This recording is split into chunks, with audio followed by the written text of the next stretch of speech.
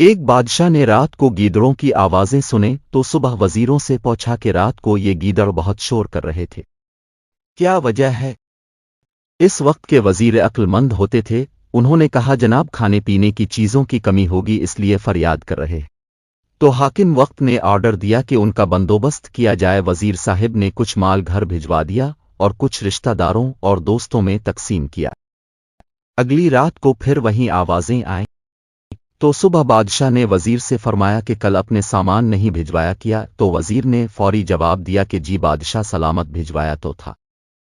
اس پر بادشاہ نے فرمایا کہ پھر شور کیوں؟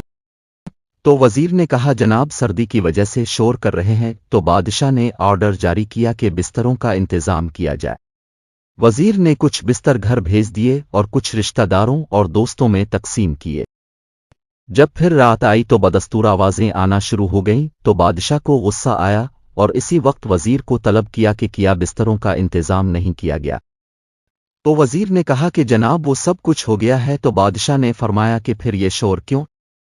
تو وزیر نے اب بادشاہ کو تو مطمئن کرنا ہی تھا اور اوکے رپورٹ بھی دینی تھی، تو وہ باہر گیا کہ پتہ کر کے آتا ہوں۔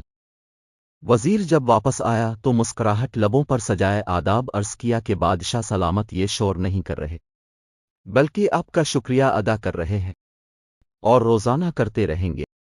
بادشاہ سلامت یہ سن کے بہت خوش ہوا اور وزیر کو انعام سے بھی نوازا۔ اب یہی حال ہمارے ملک کا بھی ہے۔ ملازمین و عوام مہنگائی سے پریشان ہیں، مگر یہاں رپورٹ سب اوکے دی جا رہی ہے اور بادشاہ سلامت خوش ہیں۔